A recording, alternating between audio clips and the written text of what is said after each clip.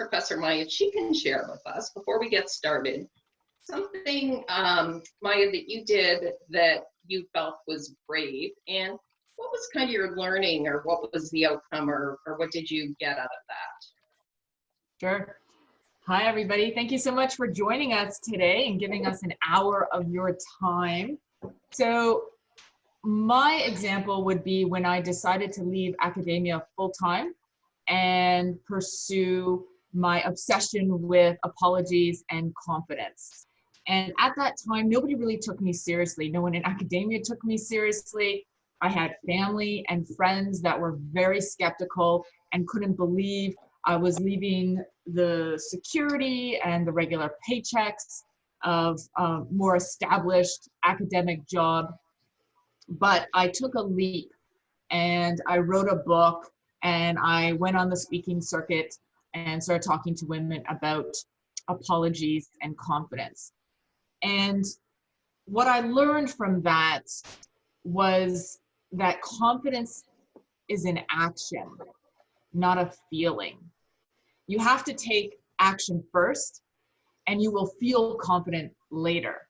But oftentimes we get that in reverse and we think, oh, fake it till you make it. I just have to feel confident in order to do it. And it's the exact opposite, actually. Confidence is completely an action. So it took me 2 years to make that first step.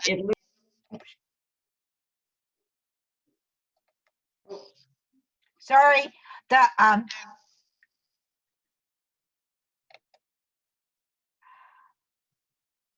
Okay, we've got a little bit of a glitch. yeah, go ahead, talk. Sorry, the muting happened by mistake. Okay, so that's okay. So where was I? We lost you just as you were starting to say about it took you about 2 years. Oh, it took me about 2 years to make the switch, to decide to not pursue full-time academia and to start my own company. Literally, I was on the fence for 2 years and I decided I couldn't do both. I had to commit to one, and I decided that I would commit to starting my own business and writing the book and going on the speaking circuit. And what sustained me was putting my product in the market and letting the market decide. And the market for me was my audience of women who would come to my talks or buy my books or speak to me afterwards. And so I put the product out there, and then I got immediate constructive feedback on the product, on the talk, on the workshop for women. And that is really what sustained me moving forward. Excellent. Well, that's great. Thank you for sharing that. And I really liked what you said about the confidence piece, and that it's a byproduct of taking the action first. And I think that this is the Women Entrepreneurship series, and I think that's classic for being an entrepreneur as well, too. You need to have faith and a vision of something that you want to create when there's absolutely no evidence that it's going to succeed. And I think that really, to me, that's the essence of bravery, that you move forward and you continue to take action, even when you don't necessarily have the immediate feedback that what you're doing is going to work. So with that, Selma, can I just ask you to switch off? There's a continue, this meeting is being recorded piece. Can you just... Where is that? It's on top of the slide. Oh. So I don't know if you... That might be on yours. I don't have it on mine. Okay. I'll go back to the agenda then. Sorry. Yeah, that's okay. You could go back to the sponsors actually first. So, okay. Could you go back? Ah, there we go. Sponsors. Thank you. So, as many of you know, the session was started by Justin Policarpio when he was 24 years old, who was a huge proponent of women entrepreneurship and really believed in the power of women and entrepreneurship together. We're thrilled to be able to continue on the series. Justin unfortunately passed away at 30 years young. And we couldn't do so without the support of our very generous sponsors. So we have our gold sponsors, which is McMaster University Engineering, the W. Booth School.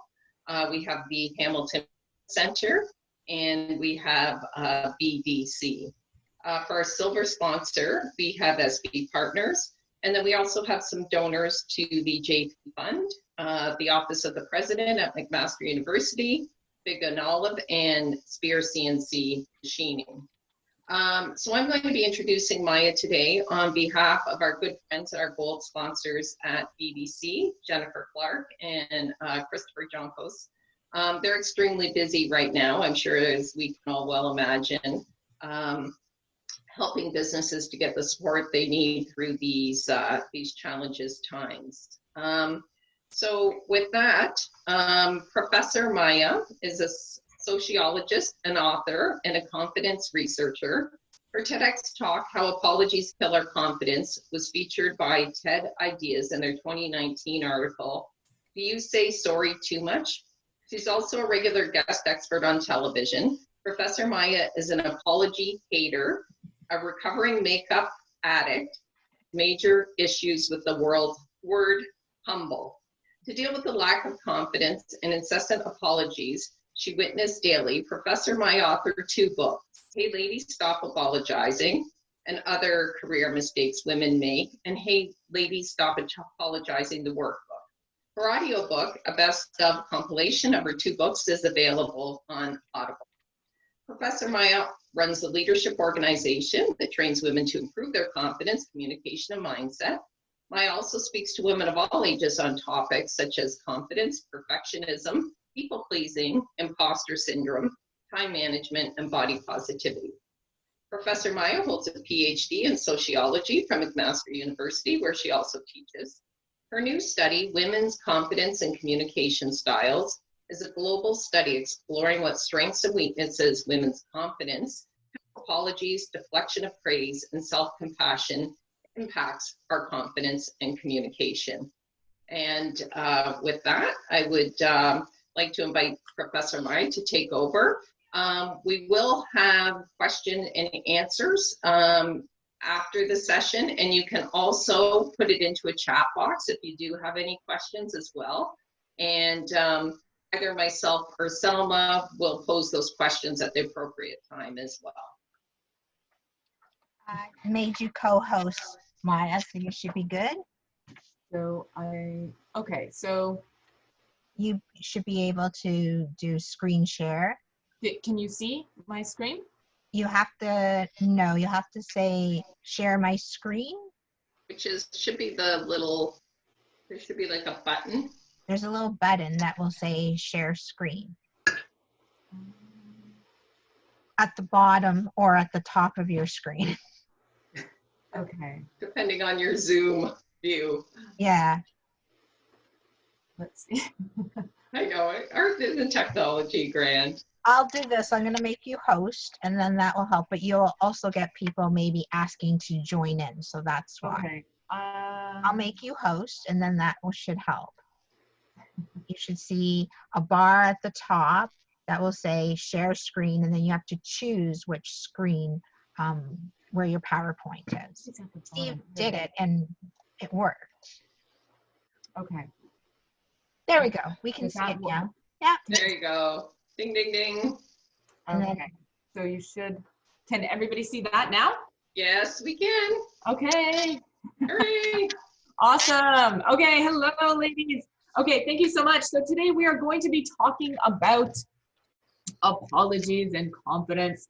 And the way that I've structured this talk is that I will talk about the research behind apologies and confidence, 10 to 15 minutes, and then we'll take up a question, and hopefully you can use the Q&A function to type out your answers, and then we'll go through that same process for 2 more questions, and then there hopefully will be some time at the end for Q&A. Okay, so let me tell you about how my obsession with apologies began.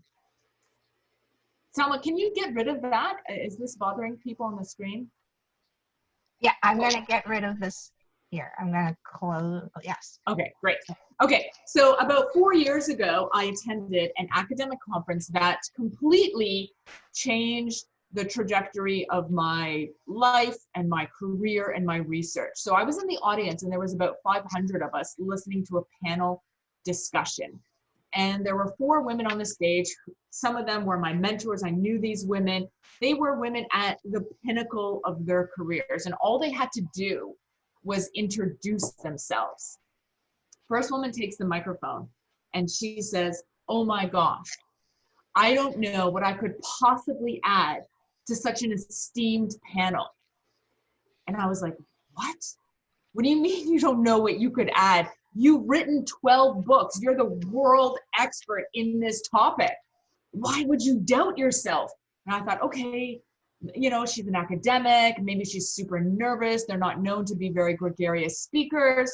Okay, second woman takes the microphone and she says, "Oh, you took the words right out of my mouth. When I got the email invitation, I thought they sent it to the wrong person." Third person, same thing. Fourth person, Groundhog Day. Where there was a woman at that conference, this was a 5-day conference, so I've listened to at least 35 or 40 of these types of presentations.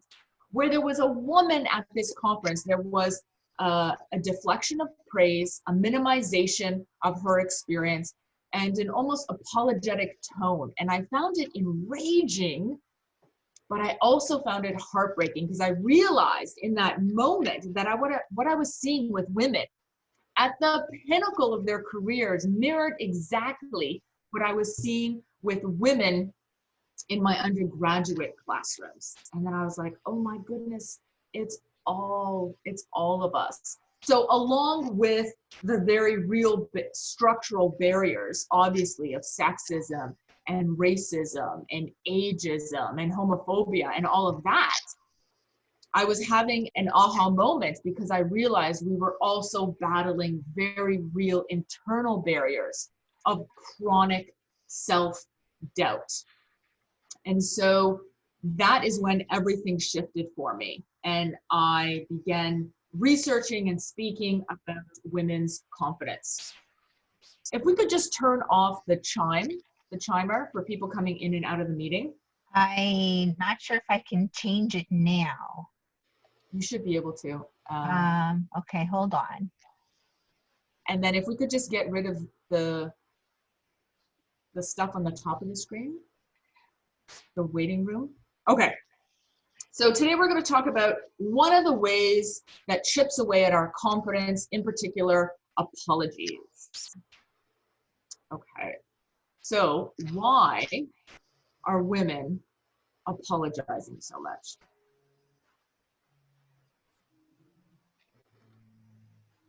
If you go to presentation, then it will go through like a PowerPoint. Yes, I have a clicker. I think I changed the batteries beforehand. It may not have worked. Okay, so why are women apologizing?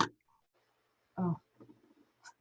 Even if you press F5 on your computer, that will run the PowerPoint as a regular PowerPoint. Unless you want, oh, you don't have it on yours, do you, Selma?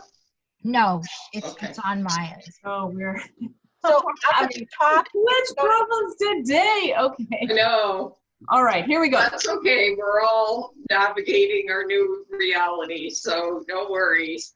Okay, so why are women apologizing so much? We have research behind this. And the Canadian research shows that when both men and women deem an infraction to be apology worthy, they will both apologize.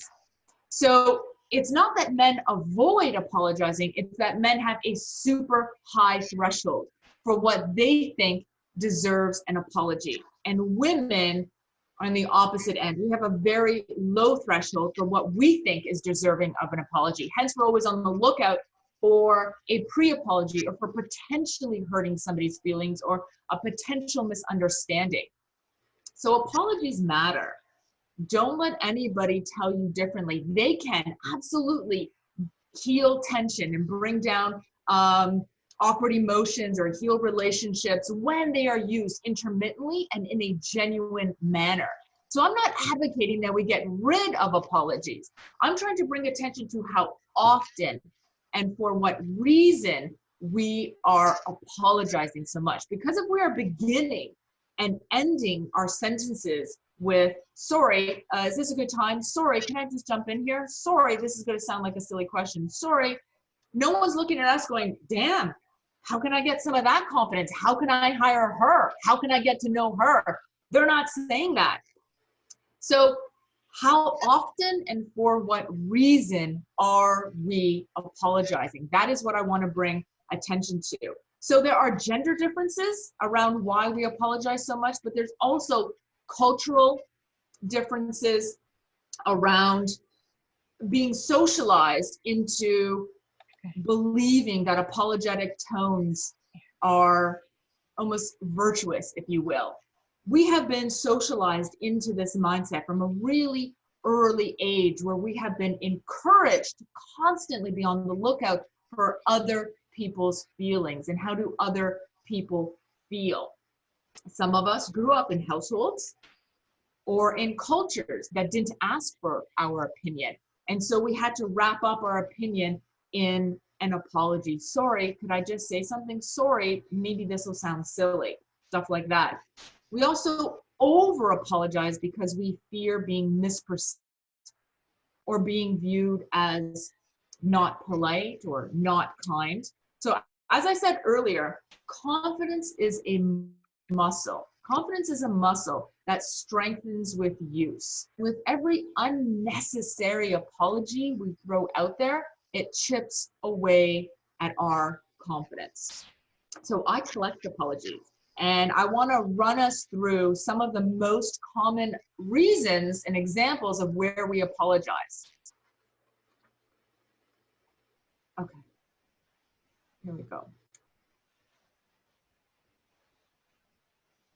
All right, so how many of us have been in those meetings where instead of just speaking up, asking a question, giving a statement, we say, sorry, can I jump in here? Sorry, I disagree. Sorry, I'm so sorry about that. Sorry, could you read that? Certainly women in my rooms, before they say anything, before they give any question or statement, it's sorry. They preface every statement with, sorry, I couldn't understand you. Sorry, could you repeat that? Sorry, I don't understand this. Sorry, is this a good time? How many of us have been at a conference, at a networking event, when someone is having tech issues, right? For instance, and she says, oh my goodness, these slides are out of order. My PowerPoint's not working properly. I'm so sorry. Well, oh my goodness, Barbara, we didn't know your PowerPoint was out of order, but now we do because you brought attention to it. You don't have to apologize for the Wi-Fi cutting out at your networking event, right? You don't have to apologize. We can acknowledge that it's happened and then keep moving, right? What about, this is actually, I kid you not, an example of my research assistant who apologized to the pizza delivery guy for being late to her house. And so when he showed up, she said, oh my goodness, I'm so sorry. I probably should have given better directions. We live in a new subdivision. That's probably why you were 20 minutes late. And I was like, no, Susie, you can't apologize to the pizza delivery guy. That's what GPS is for. That's his job. You don't apologize for that. Oh, okay. So as Shelley was saying earlier, TED Ideas wrote an article to summarize my TED Talk. And what was really great about their article is that they posted it on their various social media, on LinkedIn, Twitter, and Facebook. I believe about 9 times now since they wrote the article last March. They keep reposting it every month. And what I love about this is that every time they post it, so many women comment below about their personal hit list of what they have apologized for. And so what I want to do is just read aloud some of the apologies that women have either posted in direct response to this article, or they have DM'd me. And these, I'm talking women from around the world. I have received messages from women in Germany, in Africa, in Italy, in Iceland, in South Carolina, all over. So here we go. I have apologized to my car when I hit a bad pothole or bump.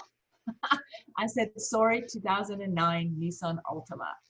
Oh. I said sorry to my therapist for ugly crying during therapy, even though she said, no, that's what therapy is for. You're allowed to cry. I've apologized to the paramedics for fainting and wasting their time. I've apologized to my doctor all the time. Sorry for asking so many questions. Sorry to take up so much of your time. Sorry for being such a complicated patient. I've apologized to the pharmacist for giving me the wrong prescription. I said, my bad. I should have double checked the bottle myself. And the last one said, I apologize to my husband for not doing something that he actually never even asked me to do. So it was a pre-apology. Oh my goodness. So what I would like to know is some examples of situations that you have apologized for that probably were not necessary, or any examples of apologies that you've heard from other women. If you could type that into the Q&A, and then we could just read aloud some of those. So you can type in an answer anonymously if you want. So I'll give you maybe a minute or two to type out your answers. I'm going to give you one while we're waiting for everyone else. Sure. You were saying something about compliments. This is one that I find really, really common, is a lot of ladies that I know that are really fantastic at something. The real strength that they have, they're really good at it. I can think of a couple of friends I have in particular, and I'll say like, wow, this is, a fantastic meal, or this is what you did here was just amazing. And they'll be like, oh, well, it was really nothing. I'm really not very good at it. Oh, no, yeah, we don't really, What, did you find that a common one around compliments? Yes, we're actually going to get into that later on in this. Okay. That is really deflection of praise. Yes, Yeah. that's definitely a very, very common one. So we'll get into that one later. Okay. Actually, let's see what some people have said. Yeah, we've got a few there, I see now. You see it in the group chat? Okay, so it's going. Okay. Let's see. Yeah, hopefully we can all figure out the technology. If you want, I can read them to you. Do you want me to read them out loud? They're in the chat here, right? Yes. That's okay. I've got it here. Perfect. So I've apologized to a friend for asking him to make me salad dressing after he offered to make it. I've apologized to the technician doing my pedicure because my feet were so bad. They weren't terrible, but I was there to get my feet done. And yes. Okay. Okay, so what else can we say instead of I'm sorry? Okay.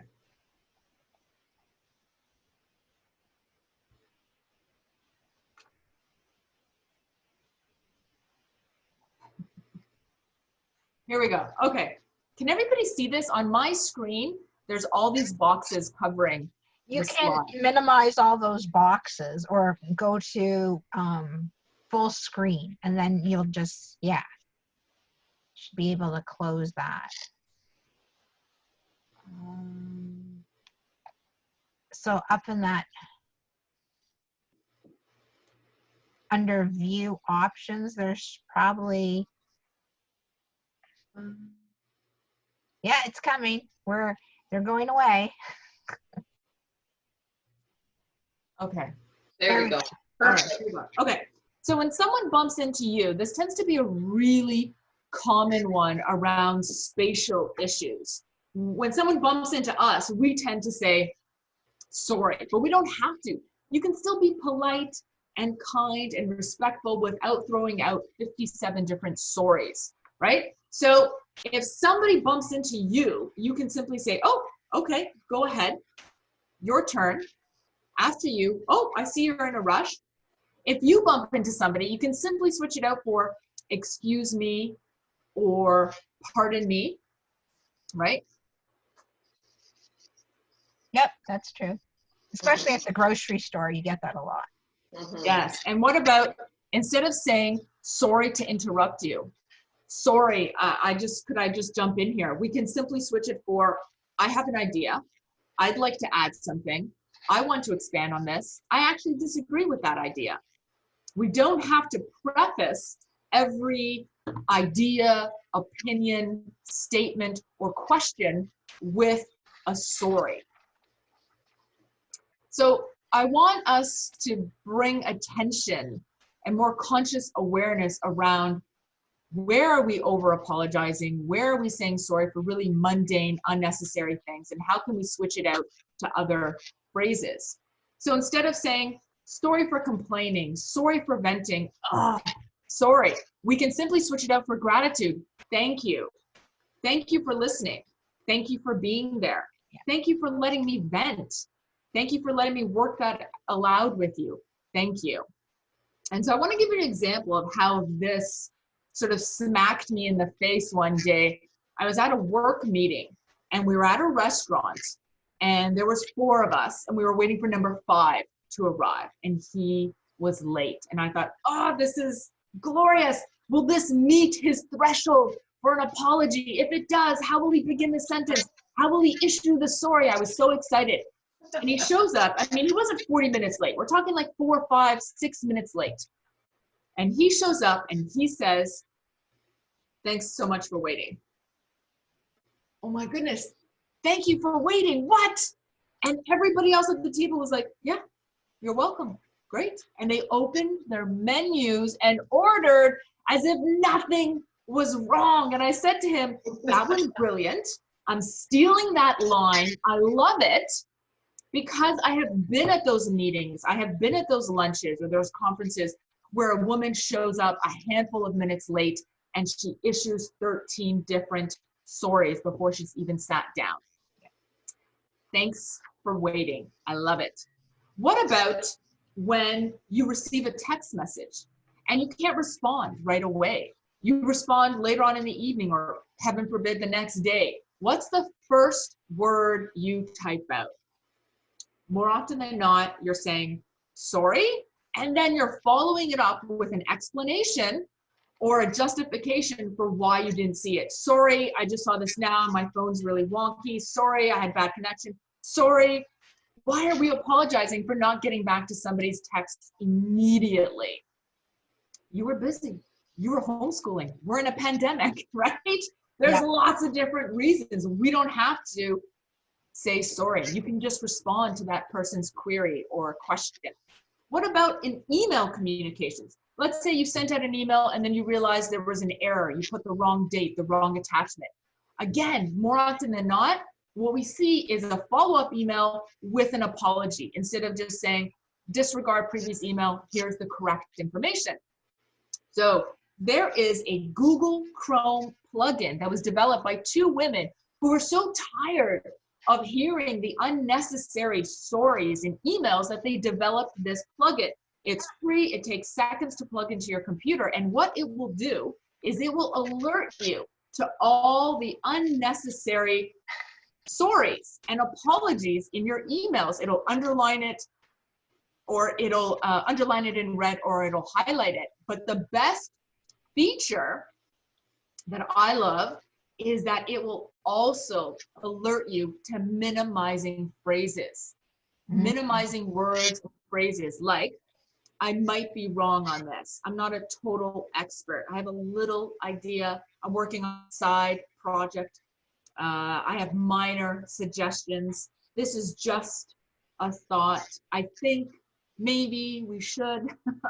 So all of these minimizing phrases are apologies without actually saying the word sorry, because they are planting seeds of doubt where there was no doubt to begin with in your audience's mind. And that is what apologies do also. They plant seeds of doubt in your audience's mind.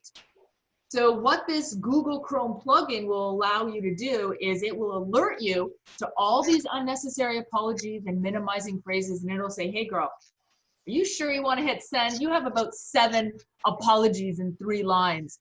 And then you're gonna be like, yes, thank you. And you're gonna hit delete. All right. So I would love to know how you perceive other people who over apologize, who say sorry for unnecessary things. And if you yourself are an over apologizer, how do you think people perceive you for over apologizing? So I'll give you a minute to type out some answers. We'll take them up, and then I'll tell you what the research shows around this question. Okay. Yeah, let's see.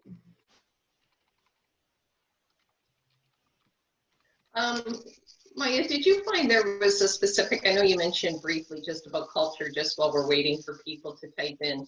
Sure. Did you find there's, with women specifically, many cultural differences between, different areas of the world or different backgrounds?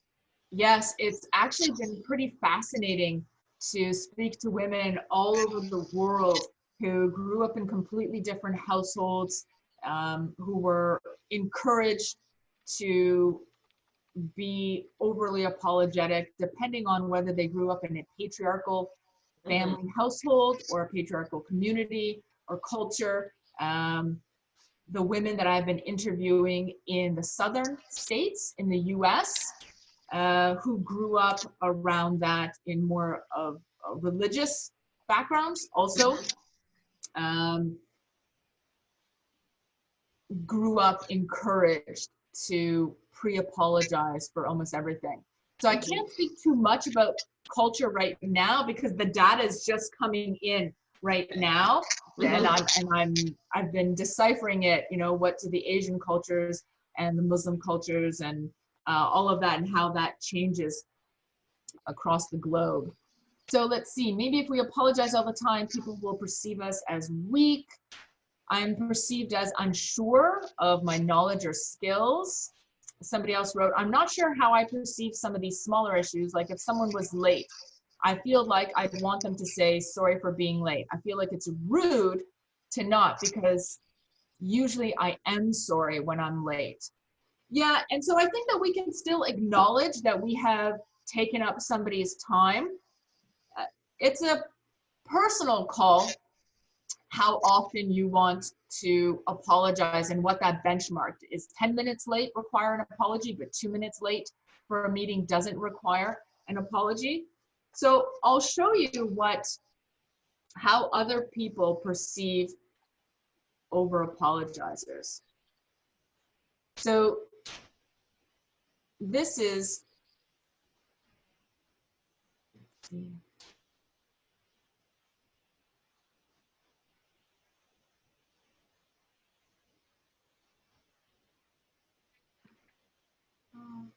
Right click if you want.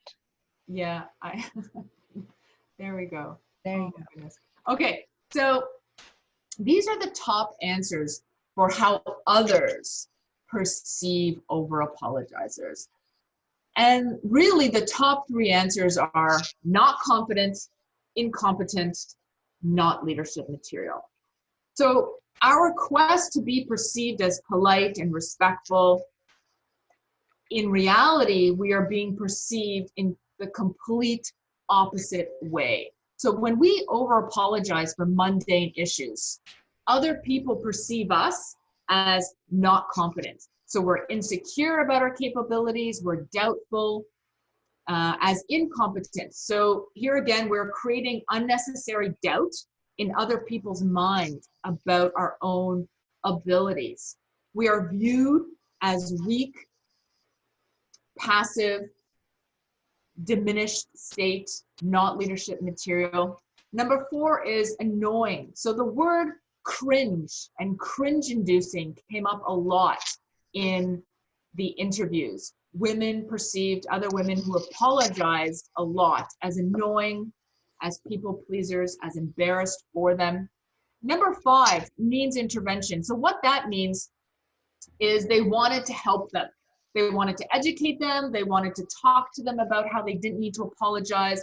They wanted to show them a TED Talk or give them an article that they read about why they didn't need to over apologize. So that's what that one means. Number 6 is there was a small percentage of women who said, you know what, I actually see myself in them because I used to be an over apologizer. So there was a sense of solidarity or common humanity. They viewed women who over apologized as apologies were just a habitual way of communicating for them. And lastly, they viewed them as perfectionists, people who had to constantly over-explain and over-defend their decisions.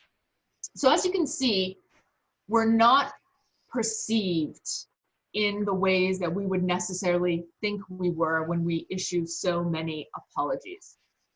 So along with getting off the apology train is also learning how to take a compliment, what Shelley was mentioning earlier, right? It sounds so simple. Like when somebody compliments you on anything from your appearance to a job well done at work, just say thank you. But more often than not, we say, oh my goodness, anybody could have done this. It wasn't a big deal. I'm just lucky. It was good timing. Oh, this was nothing. If I could do this, anybody could do this. What about complimenting a woman on her appearance? I wish that I could tell you that the #1 response across the globe with these women that I've been interviewing is that when women receive a compliment on their appearance, they say thank you. But sadly, it's not. More often than not, what they're doing is they're deflecting or they're minimizing the compliment, just like the words on the screen are showing you. It's not a big deal. Oh, it was nothing. Oh, it's just lucky. Or if it was a compliment about their appearance, they're for some reason telling the other person where they bought it or how much they paid for it. Oh my gosh, I got it at Winners on clearance.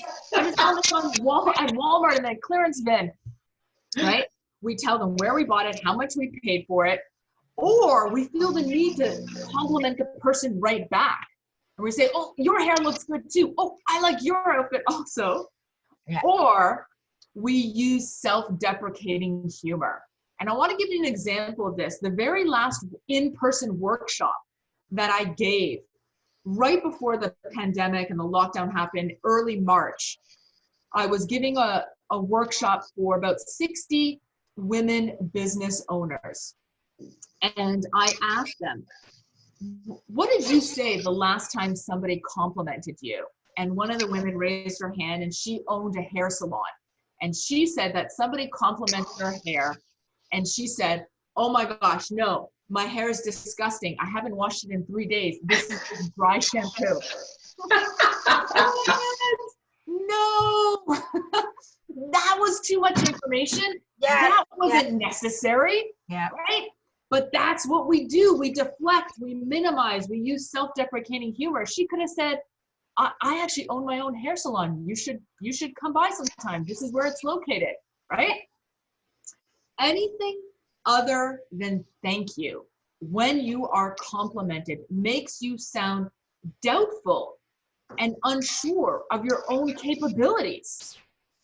Men tend to own their success, and women in general, not every woman, right, but in general, this is what the research is finding, women tend to externalize their success, attributing their own success to the environment, time, luck, or other people.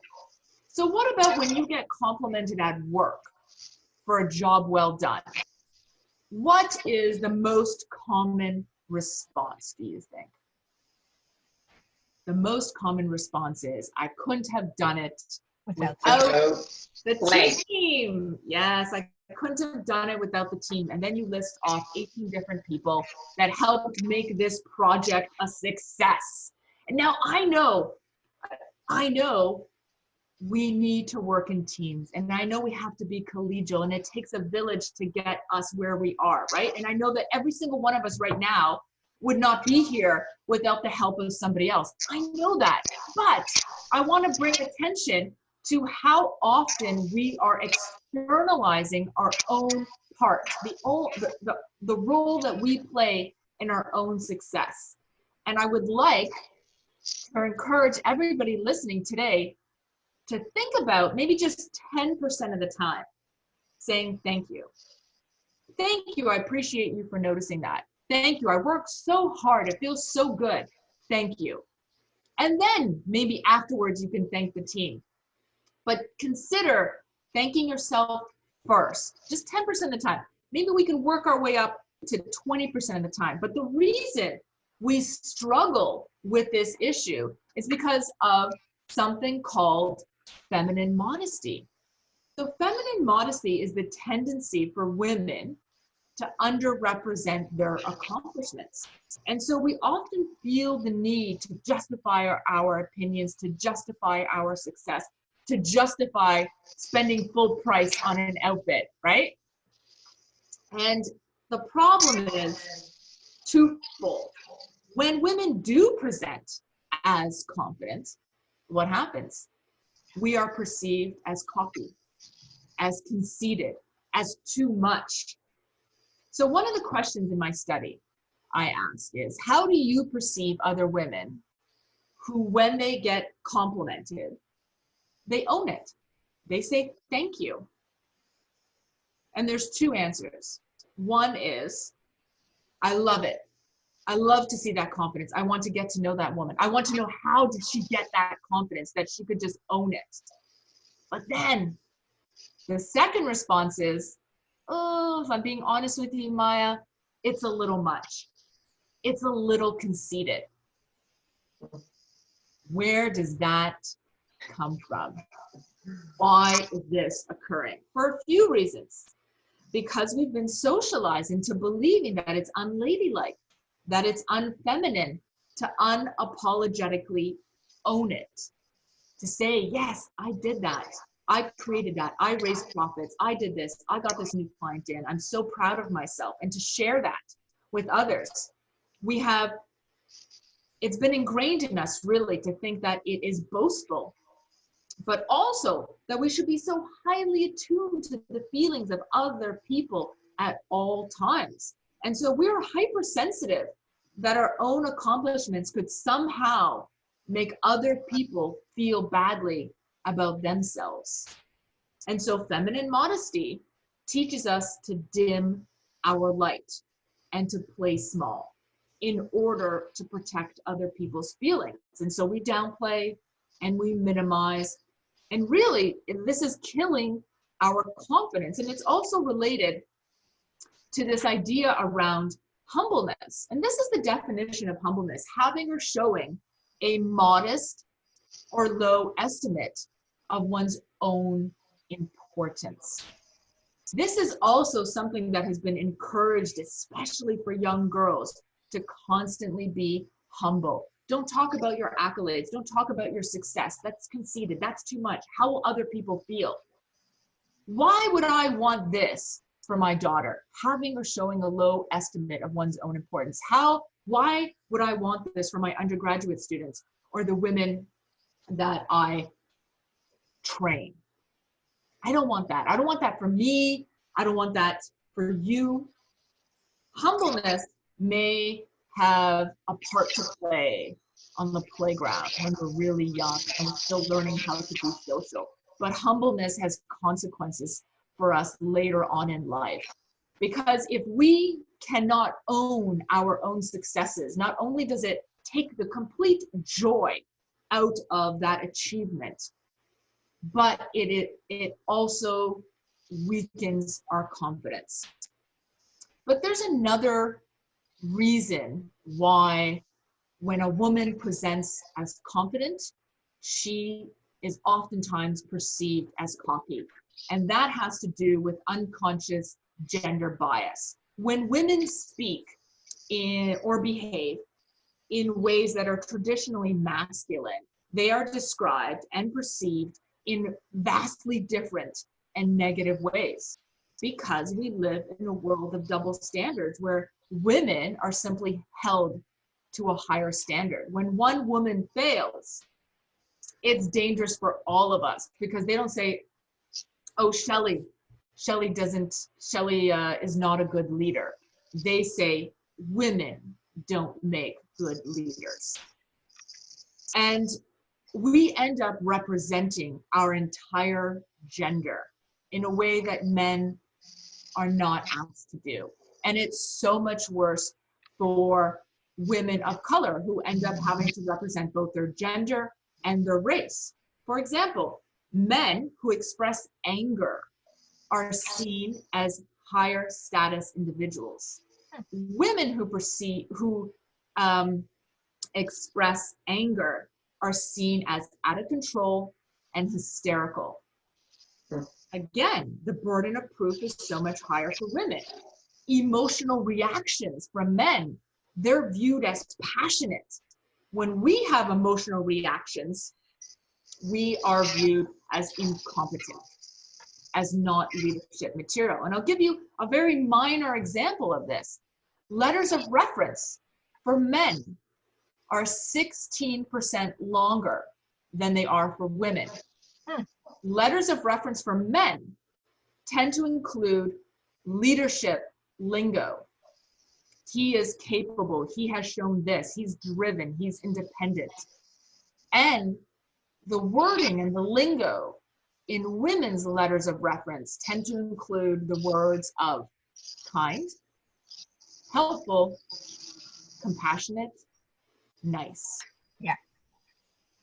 These are all unconscious gender biases that we need to start having conversations around among our friends, our family, our coworkers, and our broader institutions in general. And so Catalyst came up with a plugin for your computer, and it is called Bias Correct. It's a free plugin. It's available in 4 different languages. It takes seconds to upload, and it will alert you to every single time you refer to a woman as feisty instead of determined, cold instead of focused, calculated instead of strategic.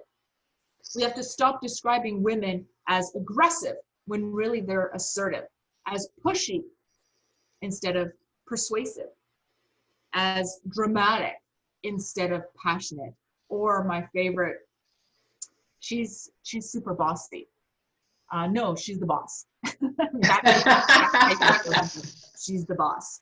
So the last question for you is, how do you react when you are complimented either on your appearance or when you've been praised for a job well done at work?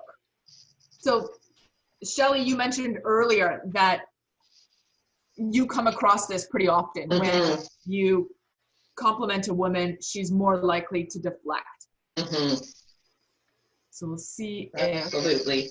And I think one of the things, I'll just kind of chat a bit while you're waiting for people to kind of weigh in. Sure. I think the one thing I find about that too, though, and I don't know if you've done any research on this, but it almost seems to me like that would steal your personal joy. Like if you can't take a compliment, how can you feel really joyful about the feedback you're getting? Exactly. When I ask the women in my study, what do you do when you have succeeded at something? How do you acknowledge all your progress along the way? And how do you celebrate that? And more often than not, they don't do anything. And one of the very first things that we can do is own it when somebody else acknowledges it in us. That's the very first thing we can do. And I think also acknowledging it within yourself before you get feedback from somebody else as well, too. Yes. Giving yourself a compliment when you do a good job. Pat yourself on the back. Yeah, and so one of the beneficial things that they've shown around how you can start to embody that and internalize that is not simply to think about it or verbalize it, but to write it down, whether it's in a physical journal of some sort, or you type it up in an Excel sheet. I've had some women do that in an Excel sheet or a Word document, and they either do it once a week or once a month. Some do it once a quarter, but that may be a little too long, where you just list every single thing that you've done that week that you are proud of, that you have accomplished. Doesn't matter how small or insignificant you think it is, because every little touch point has allowed you to get to that bigger step. And when you see it written down, that's when we can start to internalize it. And then that's when you can start to read it out loud and remind yourself on a regular basis of everything that you have done and all your hard work that's led to this achievement. And confidence, I think, builds on confidence. Yes. Yep. And then you're just layering that one on top of the other.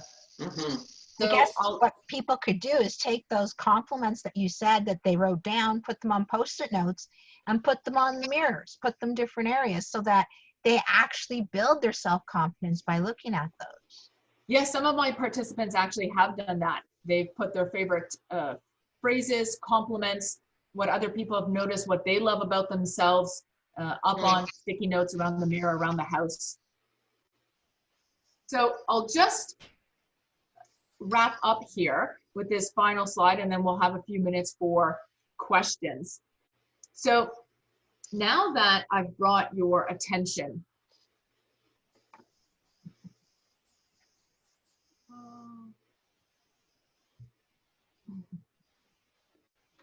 everything is frozen on my end. Okay. Everything is frozen. The clicker, the mouse. There we go. I saw some action. Yes.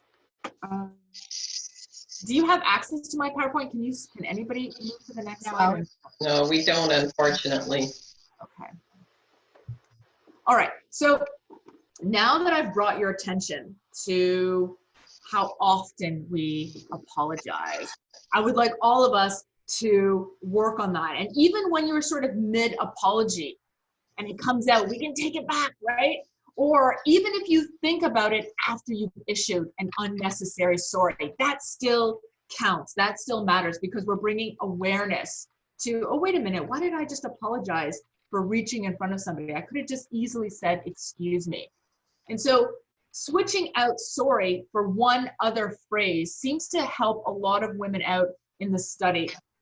Don't think about switching out sorries for 20 different phrases. Just pick one, like excuse me, for instance, and see how that can help you out over the next month or so.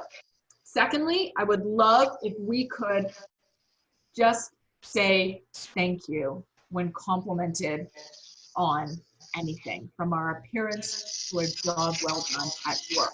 And if you want to thank the team, fantastic, but don't do it at the expense of your own contribution. And lastly, help other women out. So I have been interrupting apologies and deflection of praise for almost 5 years now, and I'll do it wherever I go, to random strangers. I mean, pre-COVID, Starbucks, grocery store, parking lots, the gym. As soon as I hear somebody apologize for something, I sort of scoot my way on over there. I'm like, that's so interesting that you just apologized for Starbucks giving you the wrong order. Guess what I study for a living? And then we get into this really funny conversation for about 5 minutes around apologies. And whenever I say, why do you think you just apologized for that? The number one answer is, I don't actually know. I have no idea why I just apologized for that.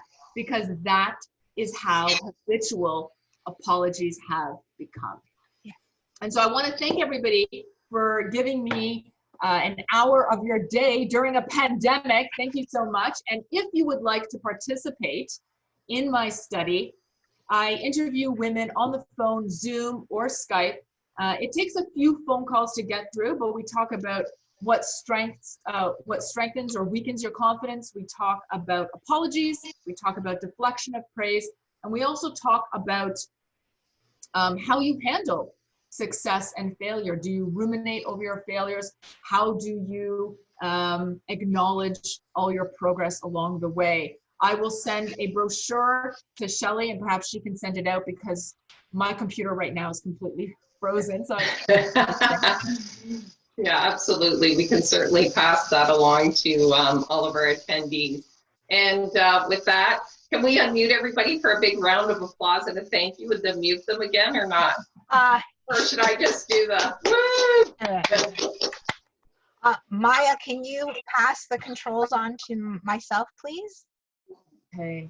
And while those two are figuring out our technology side of things, I'd like to thank Maja very much for her session today. There was a lot of really great learning from it. And I think all of us can agree we've all had some times where we do tend to over apologize. And I know I, for one, am going to really stop and reflect on how often I am saying sorry for maybe something that really doesn't deserve a sorry, and a thank you would suffice plenty with that. I did want to let you know our next session is on June 29th at 12:30 p.m. Love to see you come out and join us for that. We are not going to be doing our quick pitch competition, which we typically do for our final session due to COVID, as I'm sure you can well imagine. So we're going to be doing a panelist discussion, a Q&A, which is going to be lots of fun. So making 9 to 5 work for you. So whether you're a solopreneur, an entrepreneur, an intrapreneur, we're going to have some really great tools, tips, techniques to help you stay in a peak state and manage your well-being during the workday. So looking forward to having you join us for that. And once again, thank you very much to everyone. And we look forward to seeing you again at our June session. And thank you. Just to let everyone know, if you go into the group chat, there is a link to the Eventbrite invite for June 29th. So you can go there and do that. And I believe, did you want me to put the link to your website, Professor Maja? Sure. Yeah. If they go into the website, they can click on research, and then the study information is right there. Excellent. Okay, yes. All right, I'll put that in there right now for everybody. Thank you once again. Okay, thank you. Thanks so much. Bye. Have a great day. Take care.